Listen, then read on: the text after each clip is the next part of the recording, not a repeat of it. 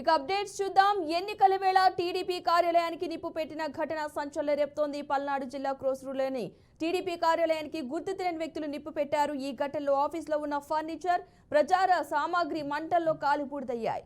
ఇక Pedakurapadu MLA Namburi Shankarrao, TDP అభ్యర్థి భాష్యం ప్రవీణ్ పోటాపోటీగా ప్రెస్ మీట్ పెట్టిన రోజే ఈ అగ్ని ప్రమాదం జరగడం హాట్ టాపిక్ గా మారింది. కాగా 15 రోజుల క్రితం ధరణి కోటలోని వైసీపీ కార్యాలయం మంటల్లో కాలిపోయింది. ఇప్పుడు తాజాగా టీడీపీ ఆఫీసు అగ్నికి ఆహుతవడంపై చర్చ కొనసాగుతోంది. ఘటనా స్థలానికి చేరుకున్న పోలీసులు కేసు నమోదు చేసి దర్యాప్తు చేస్తున్నారు.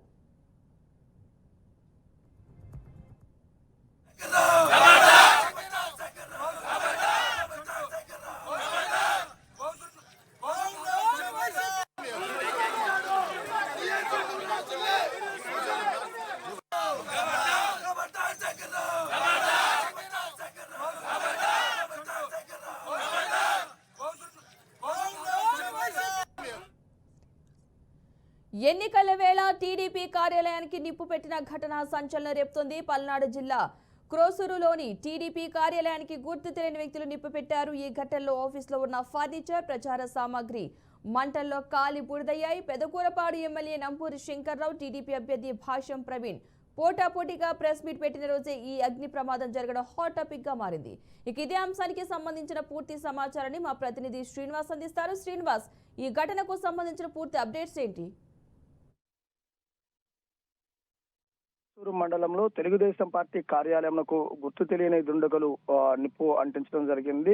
రాత్రి 12 గంటల సమయంలో, అంటే 12:30 గంటల సమయంలో ఒక్కసారిగా పార్టీ కార్యాలయం బయట ఉన్నటువంటి తాటాకుల పందిరి మొత్తం పూర్తిగా అగ్నికి ఆహుతి కావడం జరిగింది. అగ్ని సాగిట్లో ఫర్నిచర్, అలానే ప్రచార సామాగ్రి ఏవైతే ఉన్నాయో అన్ని కూడా దహనం కావడం జరిగింది. అర్ధరాత్రి సమయంలోనే తెలుగుదేశం పార్టీ శ్రేణులు భారీగా ఆఫీస్ కార్యాలయానికి చేరుకొని కూడా క్రోసూరు ప్రధాన కూడలి యందు కూడా ఆందోళన చేయడం జరిగింది. అలానే తెలుగుదేశం పార్టీ తరఫున పోటీకి సిద్ధమైనటువంటి భాష్యం ప్రవీణ్ కూడా అర్ధరాత్రి సమయంలోనే పార్టీ కార్యాలయం వద్దకు చేరుకొని పార్టీ కార్యకర్తలను, అభిమానులను కూడా కొంత సముదాయించి సమన్వయం పాటించాలని సూచించడం కూడా జరిగింది. అయితే ముఖ్యంగా చూస్తున్నట్లయితే కనుక మొన్న ప్రజాగళం సభలో చంద్రబాబు ప్రసంగించిన తర్వాత నిన్న నంబూరి శంకర్రావు మీడియా ముందు, అంటే Congress YSRCP party MLA Namburi Shankarrao media ముందు మాట్లాడటం జరిగింది. శంకర్రావు మాట్లాడిన తర్వాత ప్రతిదానిగా గుంటూరులో భాష్యం ప్రవీణ్ కూడా మీడియా ముందు మాట్లాడటం జరిగింది. అంటే వీళ్ళిరువురు కూడా ఒకళ్ళొకళ్ళని రెచ్చగొట్టుకునే విధంగా, నువ్వెంతంటే నువ్వెంత అనే విధంగా,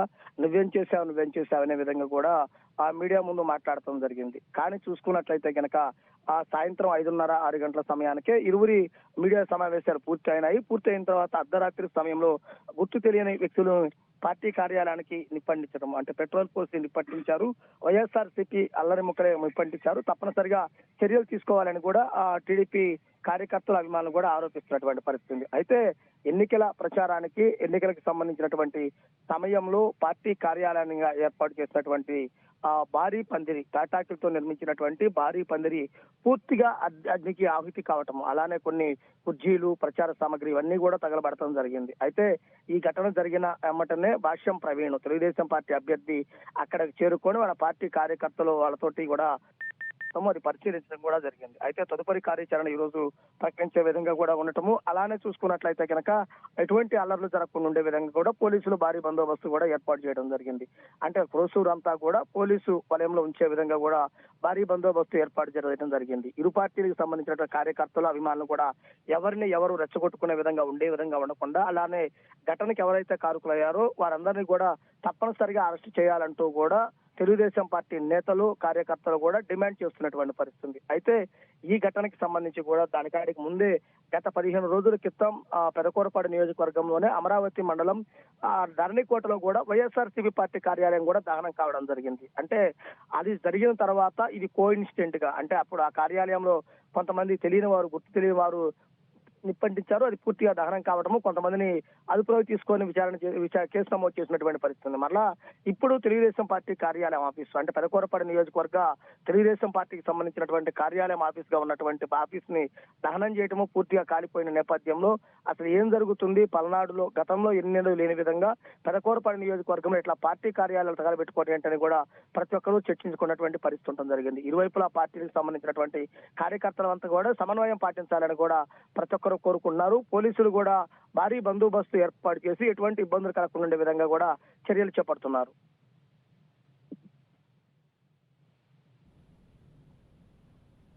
రైట్, థ్యాంక్ యూ శ్రీనివాస్.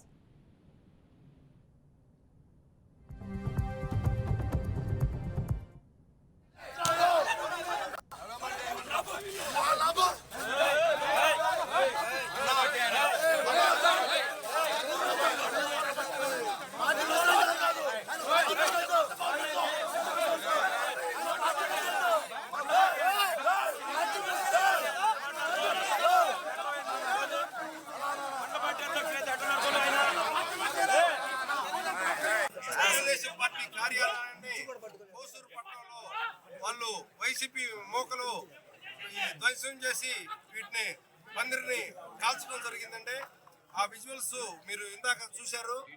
ఈ టీడీపీ కార్యాలయాన్ని వైసీపీ మోకలు ధ్వంసం చేసి ఈ తాటాకు పందిరులన్నింటినీ పెట్రోల్ పోసి తగలబెట్టడం జరిగింది. మా కార్యకర్తలు ఇప్పుడే నాకు ఇన్ఫర్మేషన్ ఇస్తే నేను రావడం జరిగింది. మొన్న శనివారం రోజు మా నాయకుడు చంద్రబాబు నాయుడు గారు కోసూరు పట్టణంలో ప్రజాగలం బహిరంగ సభ దిగ్విజయంగా సక్సెస్ అయింది. ఆ రోజు నుంచి వాళ్ళకి గడ్డి మీద పురుగు లేకుండా ఇబ్బంది పడుతున్నారు. వారు దానిలో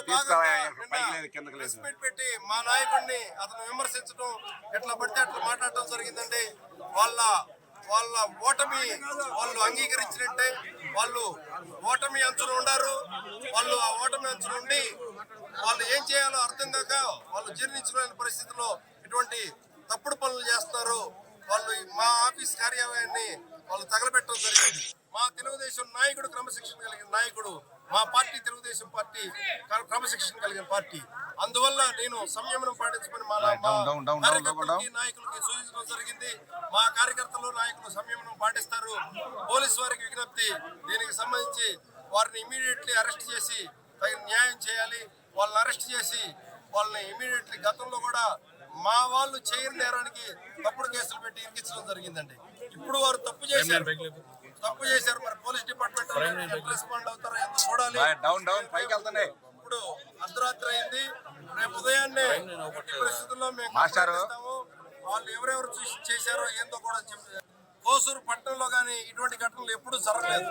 ప్రశాంతంగా ఉన్న కోసూరు పట్టణాన్ని, పెదకూరుపాటు నియోజకవర్గాన్ని గందరగోళంలో పడేస్తున్నారు వైసీపీ వారు. ఇటువంటి రాజకీయాలు, ఎదవ రాజకీయాలు కరెక్ట్ కాదు. మీరు తప్పుడు మార్గాలు ఎంచుకోవద్దండి. తప్పుడు మార్గాలు ఎంచుకుంటే